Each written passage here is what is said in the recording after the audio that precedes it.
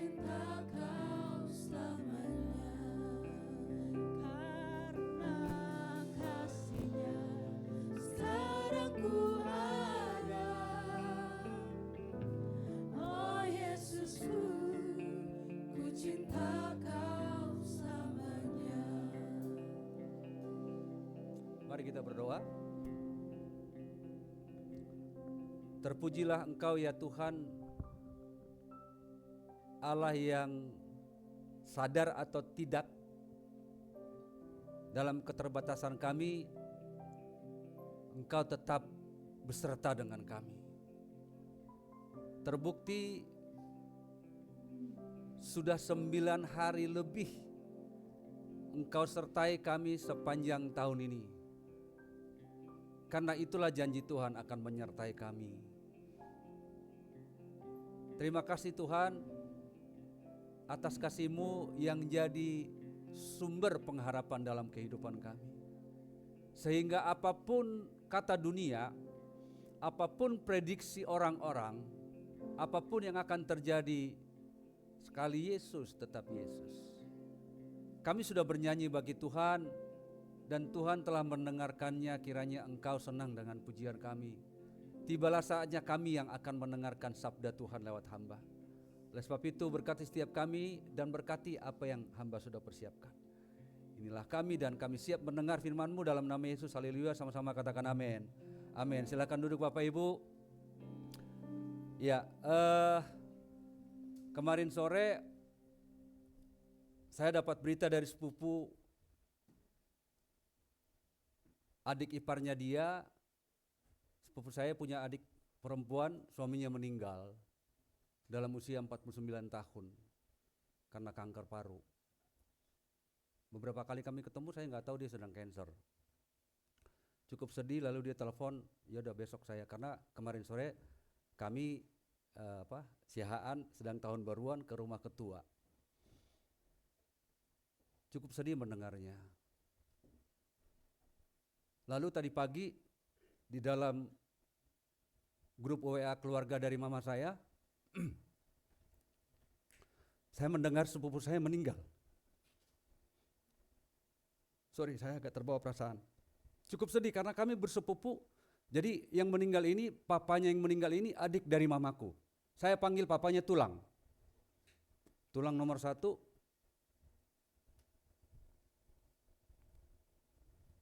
Udah komplikasi juga. Silai ini. Mungkin keluarga berpikir, ya Tuhan, ini hadiah tahun baru. Saya juga nggak berpikir akan secepat itu gitu. Dan bagi kita Bapak Ibu, mungkin juga banyak hal yang tidak pernah kita pikirkan. Tiba-tiba kita mendapat sehelai surat dari dokter yang isinya mengatakan ibu punya penyakit yang serius. Tiba-tiba mungkin seorang orang tua mendapat surat dari polsek, anak ibu sedang ditangkap karena tawuran lah, karena geng motor lah, karena narkoba lah dan lain sebagainya. Mungkin dari tahun-tahun yang lalu kita sudah sering menerima sehelai surat penolakan dari perusahaan bahwa kamu belum layak untuk bekerja di tempat ini. Saya tidak tahu apa yang sudah kita rasakan sepanjang tahun ini, Bapak Ibu. Dan hari ini tema kita cukup sederhana, cukup kecil.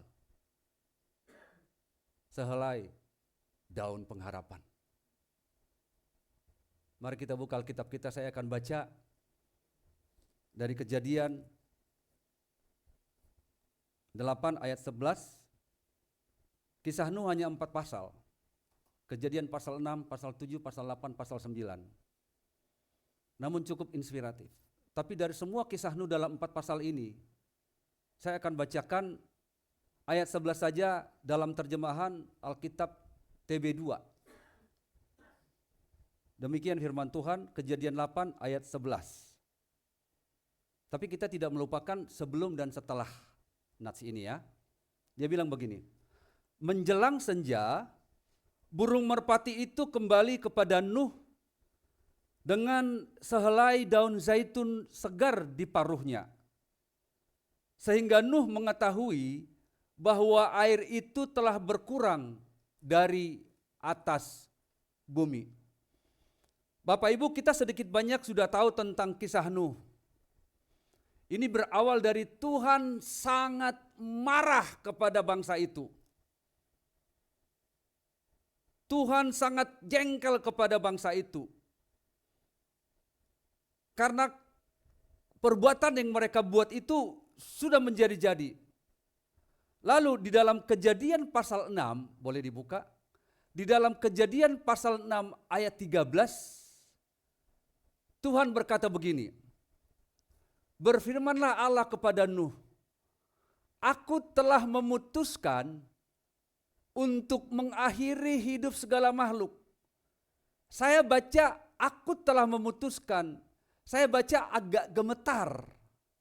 Saya baca takut. Tuhan memutuskan untuk mengakhiri hidup bumi. Saya pikir kalau Tuhan memutuskan, tidak ada yang salah bagi Tuhan. Betul ya? Lalu bagaimana cara Tuhan dalam keputusannya untuk menghabisi bumi dan isinya?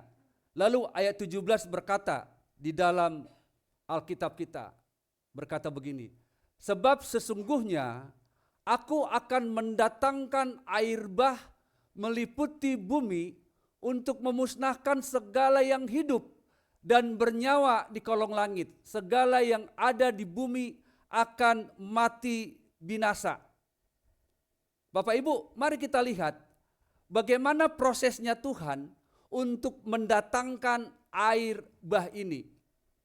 Di dalam Kejadian 7 ayat 11b, Alkitab berkata begini. Bapak Ibu bisa lihat di dalam TB1, di dalam TB2 aku membaca dalam Kejadian 7 ayat 11a, nanti aku ulangi ayat 11b.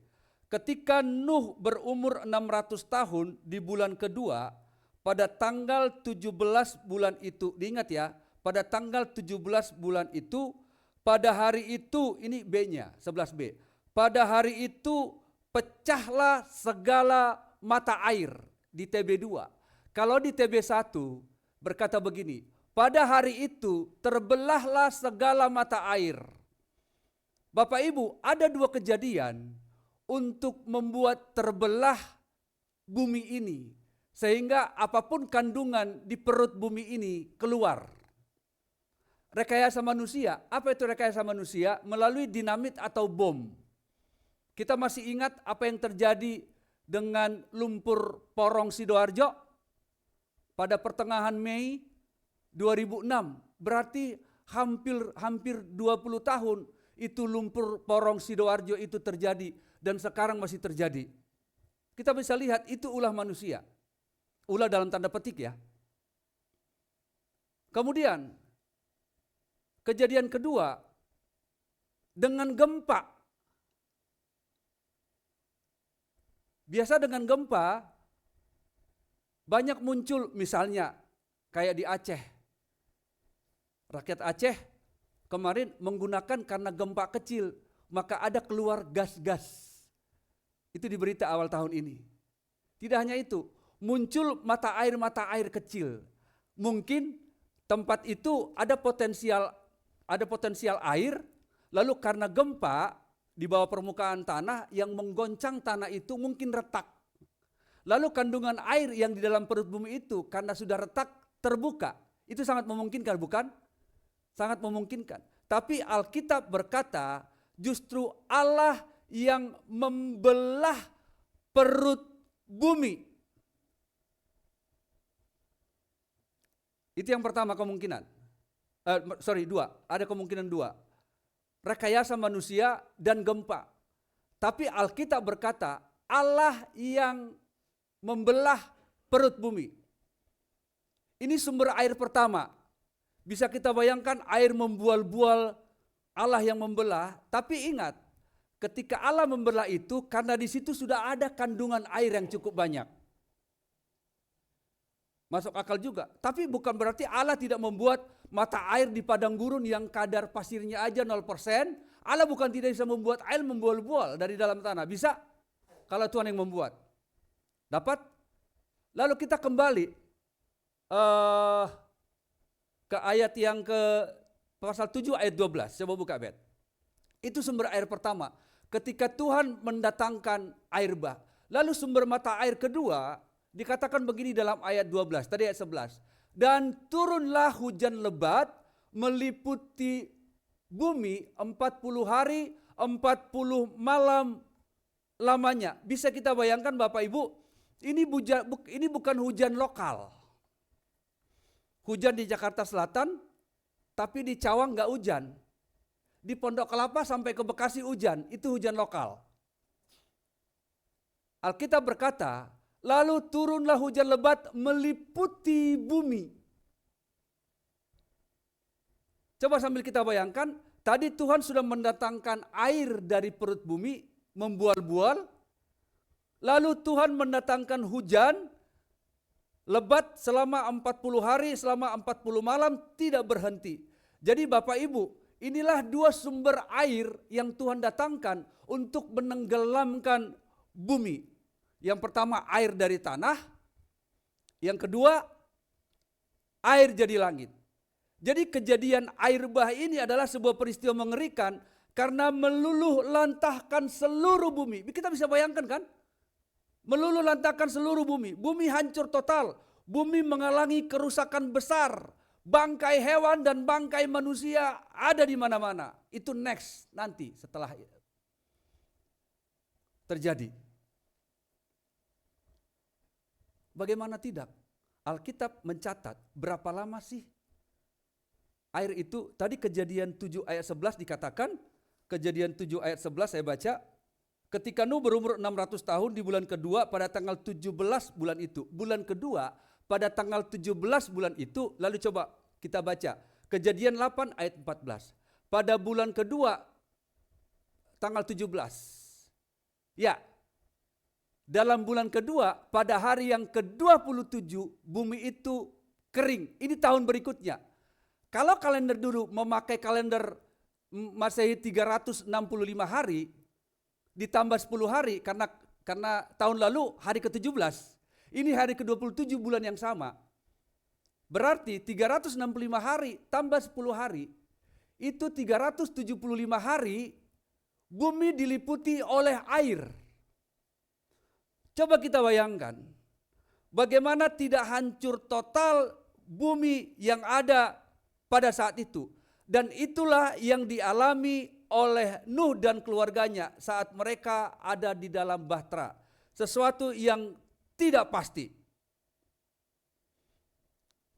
Waktu pertengahan Desember, akhir Desember lah, sebelum bencana, setelah pas bencana Sumatera, kakak saya bikin status. Setelah saya 40 tahun ya, tinggal di Medan, baru kali ini banjir. Itu baru banjir 5 hari, baru banjir dari atas. Belum Tuhan mendatangkan kota Medan, air yang meluap dari perut bumi. Bisa kita bayangkan?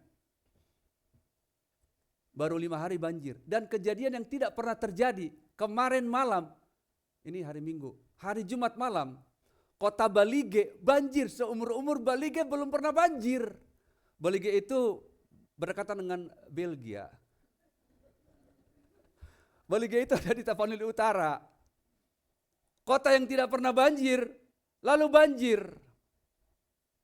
Coba kita bayangkan, 375 hari Nuh dan keluarganya terombang-ambing tanpa kompas. Terombang-ambing tanpa navigasi. Di dalam perahu itu belum ada lampu. Gelap dan pasti bau. Kenapa saya katakan bau? Ada yang bisa jawab? Kenapa bau? Ada yang bisa jawab? Nanti yang bisa jawab makan duluan di bawah. Kenapa bau? Ya? Mayat di luar, Pak.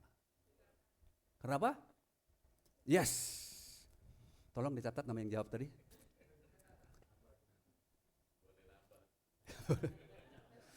Kenapa bau? Jangankan 370 hari. Nuh, istri 3 anak menantu, hidup 2-3 hari bersama hewan, pasti bau nggak? Ini 375 hari, Nuh hidup bersama dengan hewan, kita bayangkan. Itu kotoran gajah numpuknya seberapa itu, Pak? Kita bayangkan. Kotoran badak, kotoran semuanya. Dan itu yang dialami oleh Nuh, 375 hari. Bapak Ibu sudah terkasih, satu hal yang mungkin bagi semua orang adalah sesuatu yang menggelisahkan, seperti misalnya, seseorang yang terdampar dalam sebuah pulau, seperti yang tadi Kak Monci bacakan dalam bacaan situasional. Terdampar di sebuah pulau lalu mengharapkan pertolongan segera datang. Tapi kapan? Dia sudah buat di tepi pantai itu es dengan gede. Dia sudah membakar rumput-rumput kering. Siapa tahu ada kapal, siapa tahu ada pesawat datang untuk menolong. Tapi kapan? Satu hal yang mungkin bagi semua orang adalah sesuatu yang menggelisahkan, seperti seorang anak muda yang mengharapkan calon pasangan segera datang. Kapan? Sabar ya. Seperti orang tua yang berharap anaknya segera berubah, tapi entah kapan. Seperti orang tua yang berharap, seperti seorang pelamar yang sudah mengajukan lamaran kerja ke berbagai perusahaan, mengharapkan panggilan kerja segera datang. Tapi kapan? Yang ada hanya sehelai kertas penolakan kerja. Dan masih banyak lagi situasi orang ada dalam ketidakpastian. Bapak Ibu, tidak jarang iblis menggecoh kita lalu berkata, masih berharap. Masih kita ingatkan kisah Ayub, masih berharap Papa. Lu setia amat sih. Lu setia amat masih menanti dia. Lu setia amat tiap hari kayaknya lu kayak sidul kemana-mana memberikan surat lamaran lu. Setia amat lu. Tidak jarang iblis menggecoh kita, mengganggu pikiran kita, membohongi kita. Udahlah, kamu gak ada harapan, mati aja. Ngapain berharap terus? Lalu dalam situasi ketidakpastian, Nuh melepas 2 ekor jenis burung, tidak sekaligus, satu-satu. Yang pertama burung apa? Burung gagak. Ayo dicatat siapa yang jawab benar. Yang pertama burung gagak, yang kedua baru burung merpati. 2 jenis burung ini mewakili 2 jenis karakter manusia. Ketika burung gagak dilepas, ia datang dan pergi. Kenapa begitu dia dilepas? Karena merpati kedua masih pulang. Betul? Setelah gagak dilepas, baru merpati masih pulang. Tapi kenapa gagak dilepas, dia datang dalam waktu yang cukup lama, pergi. Kenapa? Karena burung gagak berputar-putar mencari bangkai. Itu melambangkan apa? Itu burung gagak puas dengan sisa-sisa dunia. Burung merpati belum ada tumpuan, tapi ia kembali. Alkitab mencatat 7 hari kemudian para ahli, Bapak Ibu, beberapa ahli mengatakan kemungkinan besar Nuh melepaskan burung gagak ini pada hari Sabat. Di mana Nuh selalu membuat persembahan, nanti kita sampai ke akhir. Di mana Nuh selalu membuat persembahan kepada Tuhan pada hari Sabat. Dan saya pikir karena Nuh bergaul akrab dalam Kejadian 6 ayat 9, dia tidak pernah melupakan Tuhan. Mungkin pada hari Sabat ia melepaskan burung gagak, berharap. Ternyata burung gagak ini datang dan pergi. Baru 7 hari kemudian melepas burung merpati. Burung merpati itu pulang, belum ada apa-apa. Lalu untuk kedua kalinya, Nuh melepas burung merpati. Kita baca, bacaan kita tadi. Dalam Kejadian 8 ayat 11 berkata begini. Menjelang senja, burung merpati itu, jadi kemungkinan besar Nuh melepas burung ini pagi-pagi. Karena Nuh selalu datang pada hari Sabat pada pagi-pagi. Coba kita bayangkan, pasti Nuh berharap, dia harap-harap cemas. Apa ya, kok udah sore kok belum pulang, udah siang belum pulang. Merpati kemarin itu aku lepas, gak lama pulang. Betul. Tapi ini kok dia tunggu udah sejam, dulu belum ada jam ya gitu. Kok belum pulang? Ditunggu siang, kok belum pulang? Alkitab berkata, menjelang waktu senja, udah hampir gelap nih. Kayaknya udah gak ada harapan. Sebentar lagi dunia gelap. Gak mungkin merpati gak pulang. Alkitab berkata, menjelang waktu senja, pulanglah merpati itu mendapatkan Nuh. Cerita cukup? Tidak. Kita baca mulai dari kata dan. 1, 2, 3. Dan yang kencang Bapak Ibu. 1, 2, 3.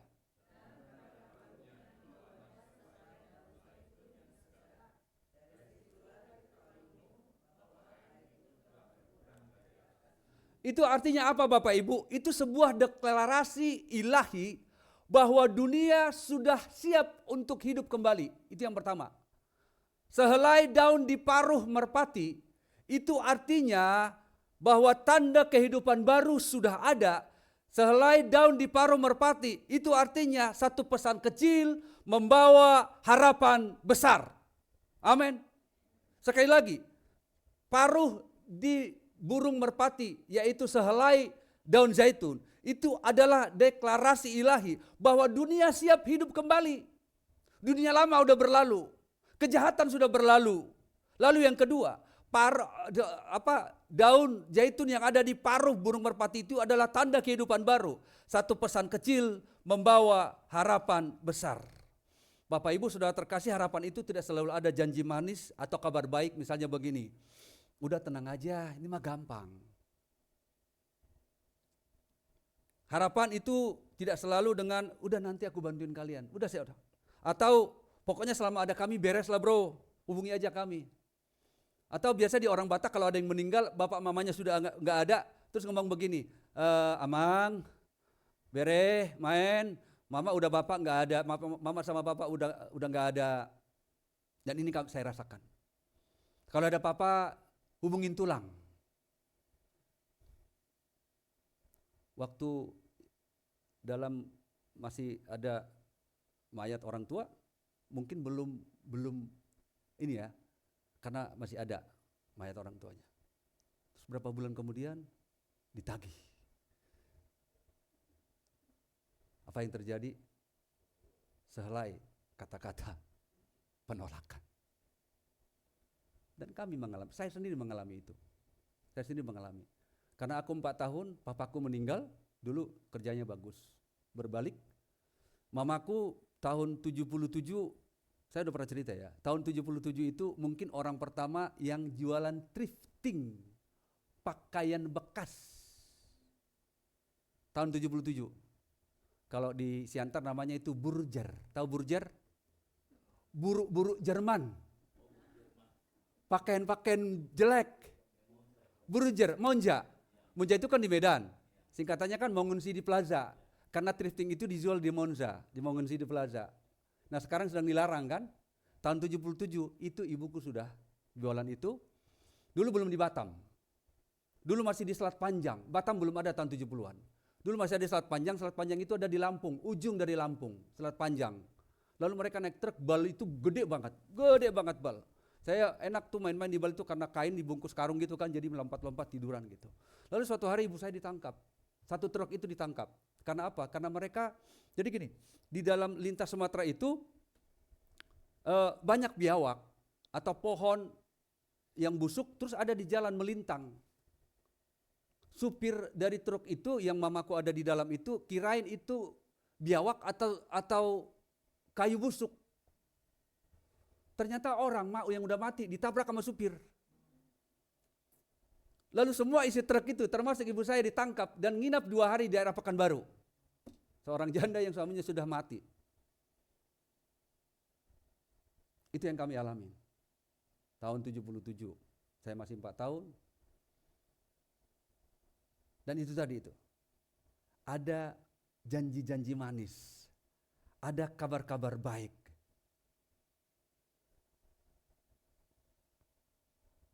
Bapak Ibu, yang terjadi dengan Nuh, bukan saat ia melihat keluar, ada hamparan lumpur luas.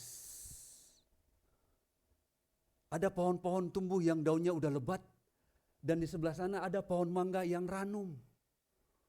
Yang kuning siap untuk dipetik, tidak. Pertanyaan, Tuhan bisa enggak ketika Nuh disuruh keluar sama Tuhan? Kan Tuhan yang menutup pintu bahtera dan Tuhan yang membuka, betul? Betul kan?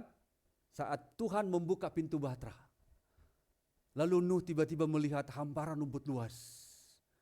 Di sana pohon apel, di situ pohon mangga. Bisa enggak Tuhan buat begitu? Bisa enggak? Bisa? Bisa enggak? Bisa enggak Tuhan buat sesuatu yang tidak mungkin pada tahun 2025? Lalu di tahun 2026 ini, bisa enggak Tuhan buat sesuatu yang tidak mungkin jadi mungkin? Bisa enggak? Bisa. Tapi apa yang terjadi? Begitu Tuhan membuka perahu atau pintu bahtera Nuh, yang Nuh lihat apa? Hanya bekas-bekas kayu gelondongan. Hanya mayat orang-orang bergelimpangan.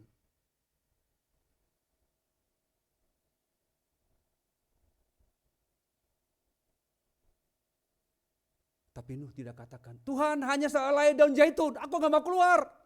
Apa ini? Tuhan hanya berharap janji Tuhan, gak mau apa itu? Bukti Tuhan, bukti. Karena kerap sekali manusia berpikir untuk mendapatkan hal-hal yang besar, untuk mendapatkan jawaban-jawaban doa yang nyata, untuk mendapatkan jawaban-jawaban doa yang dahsyat. Mungkin kita berharap di tahun baru ini ada sehelai cek pengharapan yang isinya 9 digit.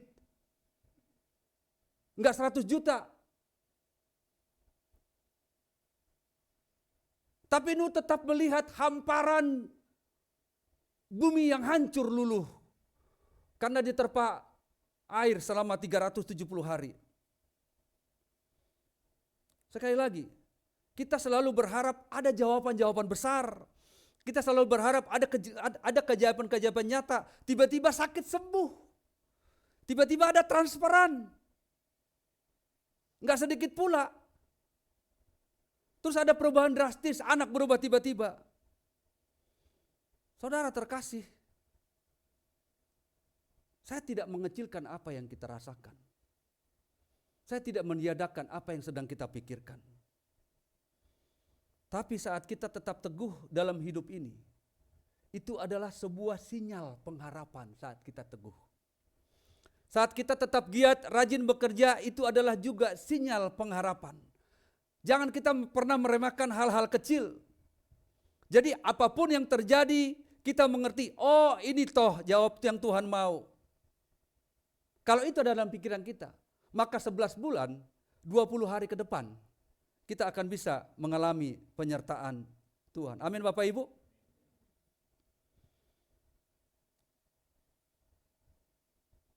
Sekali lagi, tapi nyatanya Tuhan tetap menunjukkan sehelai daun zaitun. Artinya apa? Khotbah hari ini hanya 2 poin. Yang pertama, Tuhan itu cukup sering bekerja melalui hal-hal kecil. Bapak Ibu masih ingat kejadian di Marah? Waktu orang Israel keluar, mereka haus, mereka udah menyeberang laut Teberau, mereka haus 3 hari 3 malam gak minum kan? Lalu begitu nyampe di Marah mereka melihat ada air, senang gak? 3 hari 3 malam gak minum, senang gak? Ada air, senang kan? Terus mereka minum, ternyata airnya apa? Kecewa gak? Apa cara Tuhan untuk membuat air itu manis? Ratusan kilo gula dan ratusan kilo teh celup? Enggak. Dengan apa Tuhan bekerja?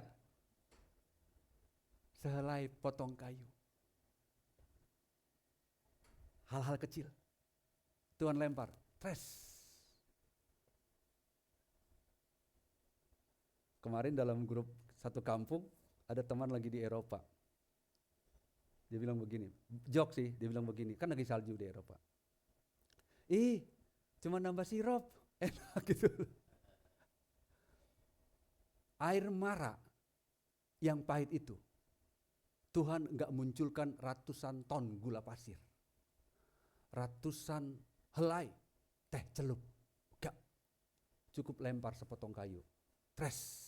Tiba-tiba air manis. Sewaktu zaman Elia, berapa lama air tidak turun Bapak Ibu? Berapa lama air tidak turun zaman Elia? 3,5 tahun.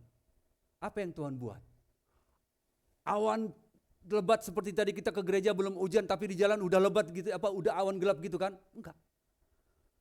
Tuhan hanya tunjukkan setitik awan kecil. Lalu Alkitab berkata dalam 1 Raja-Raja 18 ayat 44. Lalu tiba-tiba 3,5 tahun hujan tidak turun, maka turunlah hujan dengan sangat lebat. Hanya setitik awan kecil. Dia coba buka Keluaran 7 ayat 11. Apa yang terjadi ketika bangsa Israel melawan para musuh? Mereka menang. Apa yang terjadi ketika bangsa Israel melawan musuh? Mereka kalah. Keluaran 17 ayat 11. Keluaran 17 ayat 11. Keluaran 17 ayat 11. Kita baca sama-sama ya. Tidak pelan. Ayo kencang-kencang saja. 1, 2, 3. Dan terjadilah apabila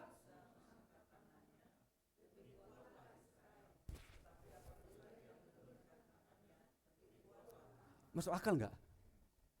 Masuk akal enggak? Kalau kita baca ayat berikutnya, lalu Kaleb dan Harun mengambil batu untuk menopang tangan Musa. Masih ingat kan? Tapi kan mereka penat sehari-harian, tangan kiri si Harun, tangan kanan si Kaleb. Kan penat itu kan? Coba kita bayangkan Bapak Ibu, hanya Musa dengan angkat tangan. Hanya Musa dengan angkat tangan, mereka menang. Jadi jangan lupakan hal-hal kecil, karena Tuhan sering bekerja lewat hal-hal kecil. Amin. Tuhan tidak menunjukkan begitu Nuh membuka jendela bahteranya itu tiba-tiba seperti yang saya katakan tadi, Nuh melihat hamparan rumput luas dan pohon di mana-mana berbuah ranum untuk dipetik, tidak.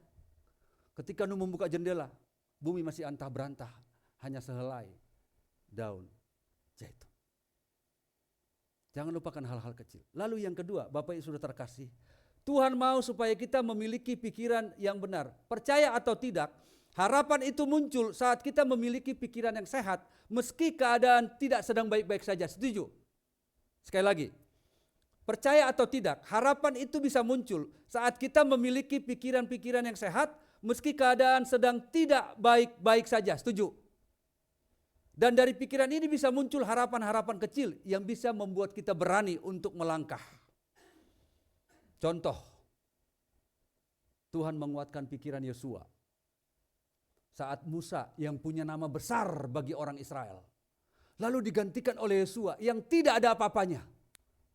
Kalau kita baca Yosua 1 ayat 1 sampai dengan ayat yang belasan itu, 3 kali Tuhan mengatakan begini, hanya kuatkan dan teguhkanlah hatimu, hanya kuatkan dan teguhkanlah hatimu, hanya kuatkan dan teguhkanlah hatimu. Jangan menyimpang ke kanan atau ke kiri. Tuhan mau menjaga pikiran Yosua, karena bagi bangsa Israel sampai detik ini, Musa is very good. Bukan Yosua. Tapi nyatanya Yosua yang memimpin bangsa Israel. Makanya Tuhan katakan 3 kali dalam Yosua pasal 1, hanya kuatkan dan teguhkanlah hatimu untuk menghadapi bangsa yang keras kepala, tegar tengkuk, dan kepala batu ini. Musa ingin menjaga pikiran Yosua. Tuhan menjaga pikiran Daud juga. Tidak hanya Yosua. Apa yang terjadi dengan Daud dalam 1 Samuel 17 ayat 40 sampai dengan ayat yang ke-50. Sewaktu papanya Isai menyuruh Daud untuk memberikan makanan kepada abang-abangnya sambil kau melihat buat laporan ya, abangmu masih hidup gak? Apa yang terjadi? Ketika 40 hari orang Israel dihina oleh Goliat. Oi mana kamu? Oi mana kalau kuat mari hadapi aku, kata Goliat. Lalu muncul Daud, anak yang kecil. Apa kata Daud? Engkau menghadapi aku dengan pedang, tombak dan lembing. Tapi aku menghadapi engkau dengan bajoka dan meriam. Gitu kata Daud? Enggak. Tidak. Daud hanya menghadapi Goliat dengan umban. Tahu umban ya? Sorry, maaf, saya pakai istilah ini. Saya pakai, mohon maaf. Di sini ada batu. Di sini ada batu. Betul? Kita pernah nonton lah. Lalu Daud memutar-mutar. Ces. Semua tubuh Goliat tertutup. Hanya mukanya sebagian. Alkitab berkata, lalu kenalah dahi Goliat dengan batu itu. Kalau Goliat begitu sampai di medan pertempuran, melihat tinggi dan gedenya Goliat, maka Daud akan berkata begitu. Betul kan? Betul kan? Mama, bisa kita bayangkan antara Pak Niko dengan Jason. Coba, Pak Niko dan Jason, sayang. Coba, itu bisa bayangkan enggak? Kasat mata siapa yang menang? Pak Niko. Kasat mata siapa yang menang? Tapi Tuhan menjaga pikiran Daud. Daud berkata, hari ini juga. Hari ini juga. Dari mana Daud bisa berkata hari ini juga? Apa harapan Daud? Karena dia pegang bajoka. Tinggal tembak, bas. Gitu. Enggak. Hanya umban. Hanya umban. Tuhan jaga pikiran Daud dari hal-hal kecil. Siapa lagi? Yusuf. Kita tahulah Yusuf, apa perjuangan Yusuf. Dia dibully oleh abang-abangnya, dijual, dihina, difitnah oleh istri Potifar, dilupakan oleh juru roti istana. Lalu pada tahun berikutnya, oleh kesetiaan Yusuf diangkat menjadi orang nomor 2 di Mesir. Artinya apa dari Bapak Ibu? Poin yang bisa kita tangkap dari pikiran ini apa? Taburlah pikiran, maka kita akan menuai tindakan. Sekali lagi, taburlah pikiran, maka kita akan menuai tindakan. Taburlah tindakan, maka kita akan menuai kebiasaan. Taburlah kebiasaan, maka kita akan menuai karakter. Taburlah karakter, maka kita akan menuai hasil atau nasib. Pertanyaan, pikiran apa yang kita tabur? Lihat poin yang kedua ini. Pikiran baikkah atau pesimis? Pikiran baik, suatu saat mungkin kalau padi kita tanam enggak padi yang numbuh kan, ada juga rumput-rumput kan. Tapi suatu saat padinya numbuh enggak? Numbuh. Kalau pikiran baik kita tanam, suatu saat hasilnya akan baik. Tapi kalau pikiran pesimis yang kita tanam, maka ketidakbaikanlah yang kita tuai. Amin Bapak Ibu. Coba bayangkan, kalau Nuh begitu burung merpati datang, di paruhnya ada sehelai daun zaitun. Ya, kirain dia membawa buah apel. Tuh. Ya, kirain dia membawa apa gitu yang membuat Nuh setelah ada 375 hari di dalam bahtera itu, oh iya, ayo come on, ayo, istri, anak mantu, ayo, siap-siap kita ya. Enggak, tidak.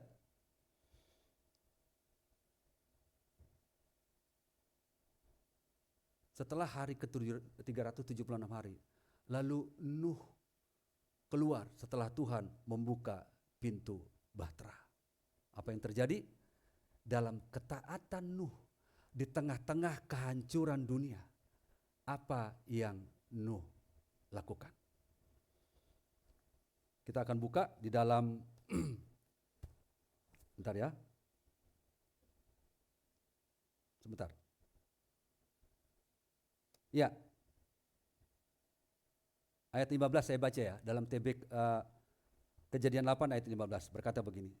Berfirmanlah Allah kepada Nuh, keluarlah dari bahtera, engkau bersama istrimu, anak-anakmu dan istri anak-anakmu, serta segala binatang yang bersama engkau, segala makhluk-makhluk burung-burung, hewan dan segala binatang yang melata di bumi. Suruhlah mereka keluar bersama engkau, supaya semuanya itu berkeriapan di bumi, serta berkembang biak dan bertambah banyak di bumi. Ayat 18. Lalu keluarlah Nuh bersama anak istrinya dan istri anak-anaknya. Mungkin saat ini keluar, kalau didramatisir anak-anaknya bilang begini, mungkin kalau ada handphone ya, rekam tuh ada mayat nyangkut di pohon itu, rekam, coba, bisa kan?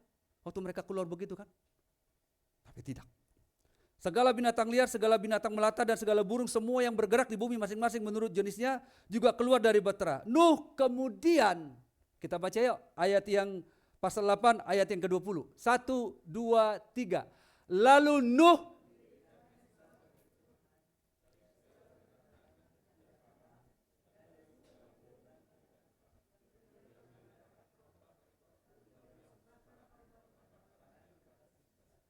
ayat 21 Bet. Lanjut. Kita baca sama-sama. 1, 2, 3. Ketika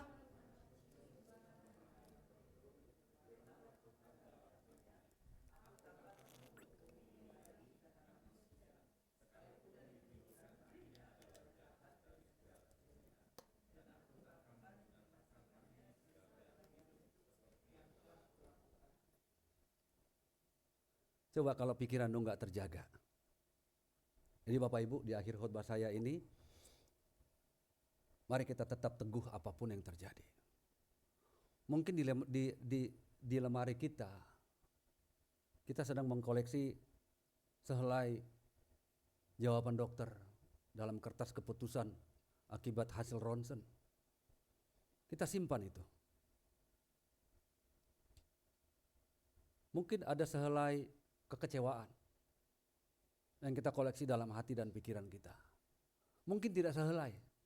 Udah berhelai-helai daun kekecewaan.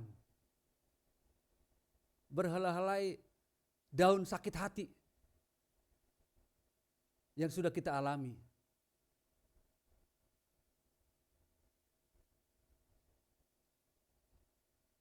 Tetaplah penyertaan Tuhan. Rasakan. Karena begini Bapak Ibu.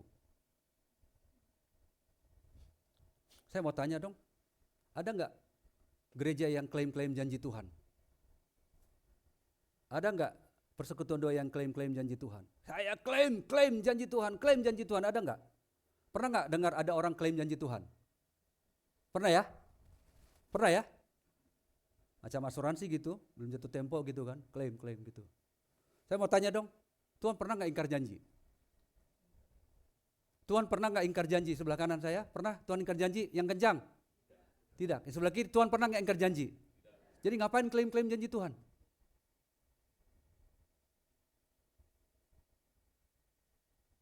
Kan di dalam Alkitab ini hanya ada dua, satu perintah, satu janji. Yang sering diingat orang apa? Jujur, perintah atau janji? Sekali lagi, di Alkitab itu ada dua, perintah dan janji. Yang sering kita ingat apa sekali lagi? Tadi lagu kita itu semuanya tentang pengharapan dan penyertaan Tuhan. Semuanya kontekstual pada hari ini. Semua pujian kita tadi itu. Immanuel. Apa lagunya? Kata-katanya?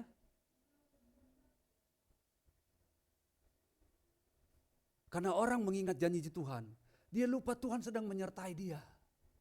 Dia lupa Tuhan sedang menyertai dia.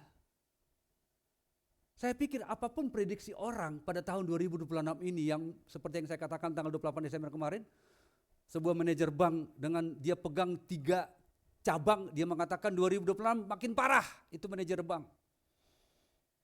Tapi ingatlah, selalu ada sehelai daun pengharapan. Tuhan bisa memunculkan apa saja, lewat apa saja. Karena apa?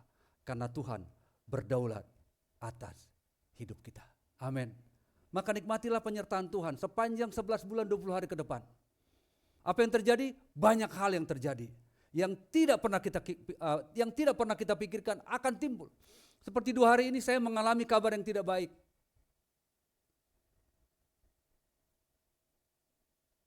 Mungkin kita akan mengalami kabar yang tidak baik. Maka ketika kita menikmati penyertaan Tuhan, mengejar maunya Tuhan daripada mengejar janji Tuhan, maka nikmatilah penyertaan Tuhan. Karena apa? Bapak Ibu, lewat penyertaan Tuhan, keintiman akan terjadi. Lewat penyertaan Tuhan, pertumbuhan rohani akan terjadi. Lewat penyertaan Tuhan, perubahan karakter terjadi, sehingga kita menjadi pribadi yang tahan uji. Amin. Maka lebih daripada sehelai dan zaitun, maka kita akan menerima sehelai keputusan dokter yang mengatakan, ibu setelah kami periksa, ibu cancer 0. Ibu jantung 0. Karena kita terus berharap, masa sih udah kita ketuk-ketuk pintu hati Tuhan, Lalu suatu hari kita cek rekening kita, wow, bukan sehelai uang cepean. Kalau kita setia dalam penantian Tuhan. Selamat menikmati penyertaan Tuhan. Selamat menantikan berhelai-helai pengharapan dari Tuhan. Tuhan berkati kita. Amin, mari kita berdoa. Bapa kami yang ada di surga, terpujilah namamu Allah yang sudah memberkati kami lewat penyampaian firman Tuhan. Engkau mengingatkan kami, Engkau menasehati kami, bahkan Engkau menegur kami Tuhan. Betapa naifnya kami ketika kami dalam hidup ini hanya ingin perubahan-perubahan drastis.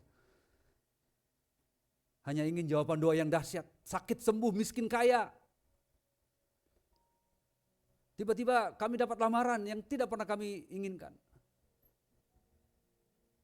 Tapi pernahkah kami bertanya, kenapa Tuhan tak kunjung memberi sehelai jawaban doa? Dalam titik inilah kesetiaan kami diuji seperti Nuh. Nuh tidak hanya seminggu, 2 minggu, sebulan, 2 bulan di dalam perahu. Tapi 375 hari ada dalam ketidakpastian. Oleh sebab itu ampuni kami Tuhan. Jika selama ini kami tidak setia dalam hal-hal kecil. Kami lupa ada Tuhan yang berjanji untuk menyertai kami meskipun keadaan tidak sedang baik-baik saja. Terima kasih Tuhan. Dan biarlah firman-Mu ini termeteraikan di dalam hati, pikiran, dan jiwa kami. Agar ketika ketidakpastian menerpa kami, ada titik terang, sehelai lembar pengharapan, sehelai daun pengharapan yang membuat kami untuk lebih yakin. Meskipun besok atau lusa keadaan mungkin masih sama, tapi paling tidak apa yang Tuhan harapkan dari kami untuk kami tetap berharap kepadamu itu terjadi. Terima kasih atas firman-Mu Tuhan. Ini doa kami yang kami naikkan dalam nama Yesus. Haleluya. Amin.